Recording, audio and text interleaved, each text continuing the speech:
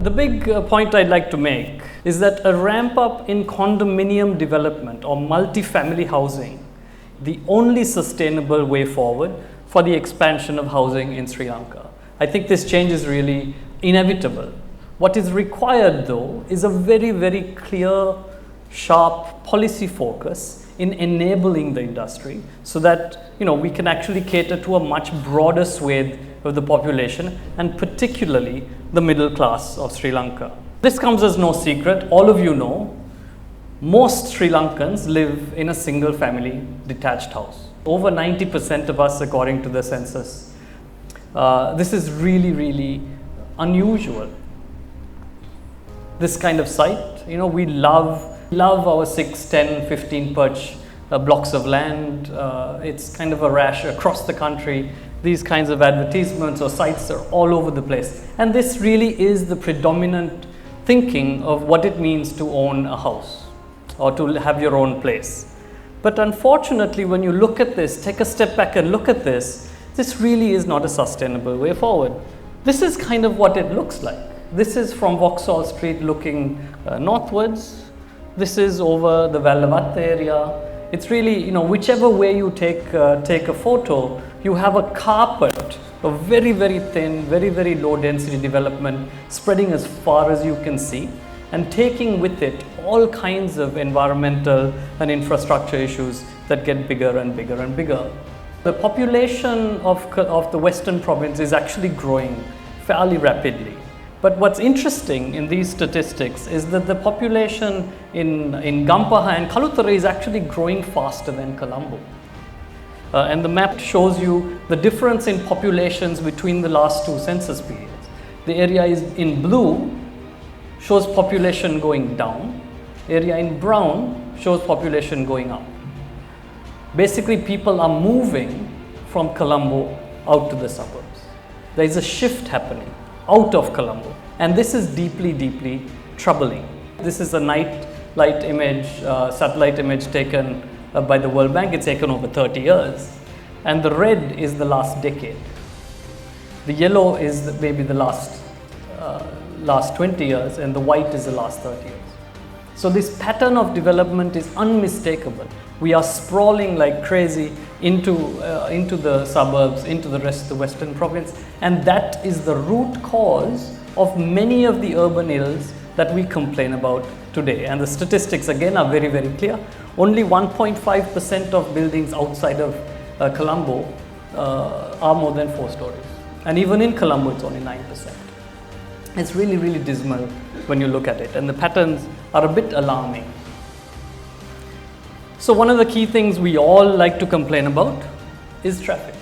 If you look at this problem, what you have is people moving further and further away, but still your schools, your jobs, all these things that you have to get to remain in the center of the city. So we just buy more and more cars. We are getting richer, believe it or not. And the first thing we go out and do is buy a car. And as a result, we are going slower and slower and slower every year. Right now, the average speed is about 6 kilometers per hour in Colombo. What that really means, most of you probably traveled at least 1.5 hours, more like 2 or 3 hours to get here in rush hour. And what's interesting about this, which is often not thought about, is what does that really mean for our society? You spend 2 hours in the morning, 2 hours in the evening sitting in your car. That adds up pretty fast. By the time, if you start going to school at 6 and you finish school at 18, by the time you've done that, you spent about 3.5 years in your car. By the time you reach retirement at 60, you spent about 7.5 years in your car. So the question that I ask my team is, what does it mean to be able to give back 6-7 years of your life to an individual? How much more productivity will we get if we are able to evolve as a city so that we get all of this time back for productive use? But the car is not the problem is the pattern of development and the pattern of housing. So, I said before we are an outlier, and these are the statistics behind it. We are way behind, eons behind the region. Every other capital city in this region has at least 50% multifamily housing, at least. more like 80, 90. So we are just scratching the surface. So any crying about, oh, you know, we can't absorb 5,000 housing units is, you know, in the larger scheme of things, really gibberish. Doesn't make any sense. It's not fundamentally grounded. But what's interesting to understand is, why is this really happening? Why are people moving? And what is this trend, and how can we kind of deal with it? So again, these are not mysteries. You know, Colombo land prices are trending upwards. Everybody knows this. Right now, a perch of land somewhere in kind of Union Place is easily upwards of 15 million rupees. Everywhere around that region is the same. And the same trend is true of suburban lands. And suburban land prices are going higher and higher and higher and higher.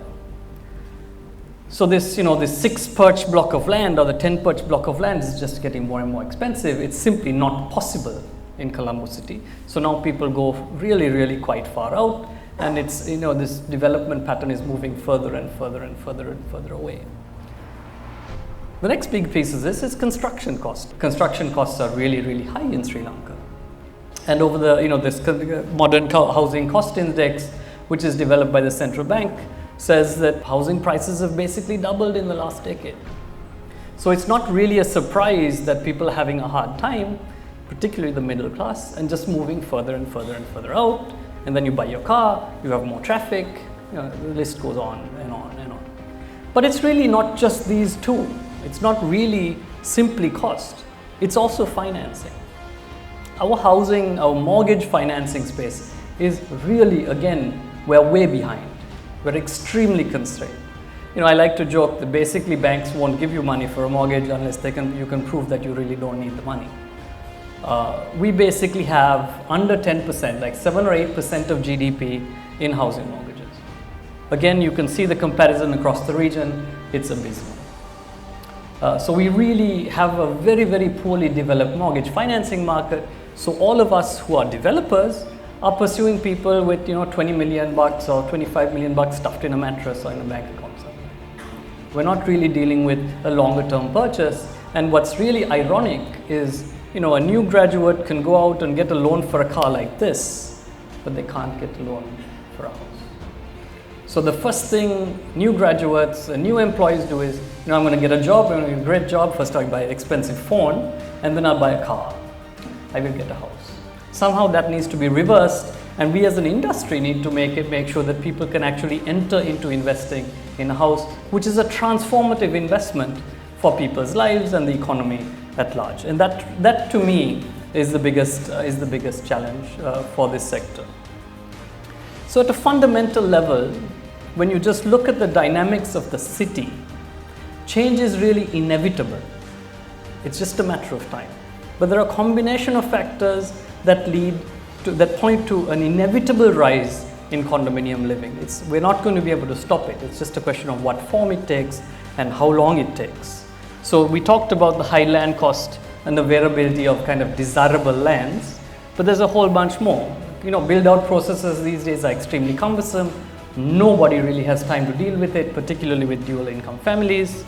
Infrastructure availability is getting more and more problematic. Garbage, for example, is becoming more problematic, and the government is struggling to keep pace with sprawled, low-density development. It's difficult to make services economically viable when they're spread across thin populations, and that is what is happening in Sri Lanka. That is why it's so difficult to do.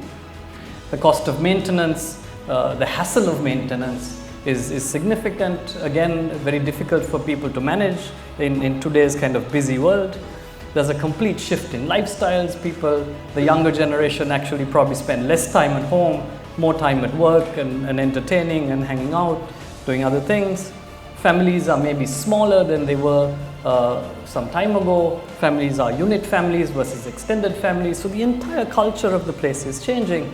And of course, security is becoming an increasing concern as well.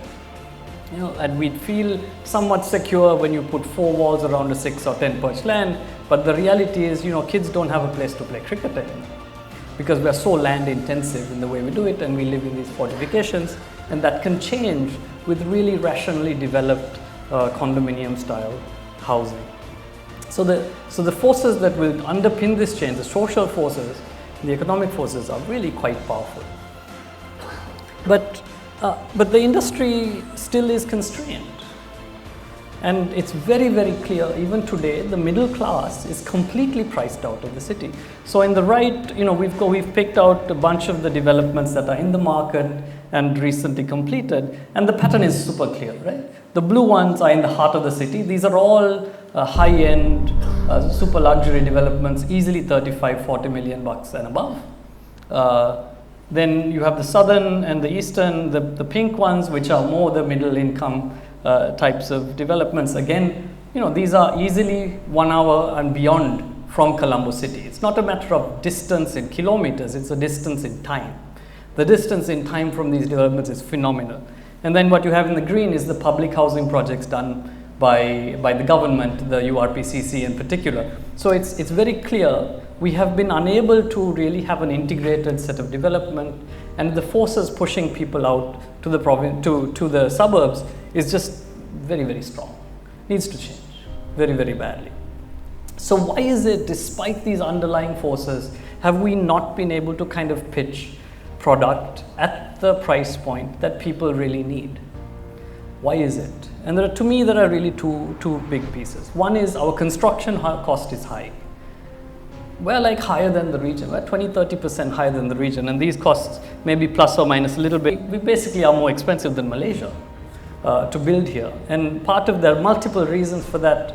Building materials, for example, are heavily taxed. That's a big discussion ongoing at the moment. At least 25-30% of our buildings are imported materials. Wage rates are not ridiculously high compared to, say, India, but our productivity is a little bit low, so that's a major constraint. And again, you would know more behind the constraints than me, but it's very clear from a developer perspective, our costs are high, and that prohibits developers from actually, combining with high land costs, going into lower income or middle income developments. The other big thing is that the regulations and the incentives push the industry basically towards high cost development. The approval process, it's really cumbersome. It takes at least a year from concept to getting a building approval to go ahead, at least. And this is after you've tied down your money on a land and you're incurring huge interest costs on it. There's no incentive to focus on the lower margin middle income segments, because the pain associated with getting through this is the same whether you do a high margin, high end product or a middle income kind of product. So, there's no tax incentives, no breaks, nothing. So really it's natural for developers to go towards the high income bracket. We also, as I talked about before, have a very, very severely constrained market because of inadequate housing finance. I think that is a huge factor that needs a lot of attention in Sri Lanka. And the regulations are sometimes, contradictory to the underlying trends and even what policymakers are trying to push. And there's many of these, but I'll just highlight one of them, which I like to pick on, which is parking. So as we develop the projects, we've been planning a bunch of projects, and what you find is, we did a survey around Colombo to see, are parking garages actually being used? And the data is again crystal clear. In the center of the city, these parking garages are empty, totally underutilized. In the suburbs, they are being used. Why is this important? It's important because to build a 700 or 800 square feet apartment, you have to build 350 square feet for parking and pass that cost on to a customer who really doesn't need it in the middle of the city. And if the government is serious about investing in public transportation, which it seems it is, and there is no other solution really, by encouraging parking and mandating developers to provide parking, you kill the economics of these projects and force them to go upmarket. Right? I recently did a feasibility study for an office development with the new regulations that are out, requiring one parking slot for every 50 square meters of office space. What that really means is, about 40% of your building is parking. Doesn't make any economic sense. So there are contradictions in regulations that fight back, that prevent the industry from developing the way it needs to do. And this requires some very serious attention, in my view, to really get this industry focused and enabled to deliver to the people that actually need housing, and to do that close to the city, not off well beyond home agama, for example. So the way forward to me has three elements, right? I think we need a fundamentally different approach in urban development. I think we need to take the shift to mass transit and densification alongside the transit absolutely seriously. It needs to happen from the top all the way to the bottom. It needs to permeate thinking from top to bottom.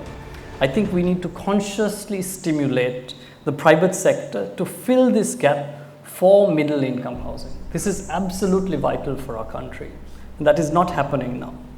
And I think we need to really look at the regulations, make them transparent, simple, cohesive, so that you can stimulate the kind of development you want and encourage the private sector and all developers to move in this direction where you want development to really happen. I think the second big area is reduced cost of construction. I think a lot of work is required here. I think there's already lots of discussions on taxes, reducing para-tariffs, which are extremely high. I think you need to start looking at tax incentives for developers and firms who are targeting these segments. If they are targeting it with lower margins, that means they must be encouraged to do so, because it provides a huge kind of social transformation. I think the government needs to take very seriously the release of lands in the middle of the city, not out in the middle of nowhere, specifically for middle income housing, and do that in a rational, measured way, not at 20 million bucks a perch, which makes economics unviable. Again, you need to be conscious of the economics of the industry, of the developer, of being able to stay afloat, and really encourage competition at all levels. I think that's the only way forward. Among developers, among construction firms, I think we have to encourage new entry of technology and different methods to bring construction costs down. It's absolutely important that we bring this at least in line with the region. And finally, very importantly, stimulate the housing finance market. We really need a sea change here, a sharper focus on enabling the wider population to access housing finance, to access mortgages. We've worked out, for example, packages for some of our projects specifically targeting groups with very low initial down payments, as low as 5% instead of the 30%. To me, enabling access to high quality urban housing can have transformative impact on this country, on all its people and the economy at large, and at a social level as well as an economic level. It's absolutely necessary. So policy focus, I believe, regardless of what government is in, should be placed on stimulating development of multifamily housing, of condominium housing, high density housing, because that's the only thing we can afford to do, because we've already sprawled and destroyed our kind of Western province way too much at the moment. And really make sure that this is built and developed and sold at price points that are accessible to a much broader swathe of the population. The private sector is clearly best positioned to deliver on this, simply because mass housing, one size fits all, will never work for the middle class. It just doesn't work. You have to give people the freedom of choice. You have to let markets operate. You have to let markets innovate. And the private sector is absolutely best positioned to deliver it, and can deliver it if it has an environment that is stable and progressive, and has policy environment that really encourages and stimulates this. With the right incentives, it's very clear we will go there. And the government should resist the temptation to be the builder, but instead be the enabler of this kind of massive transformation that can happen really within touching distance, and to do that through the private sector.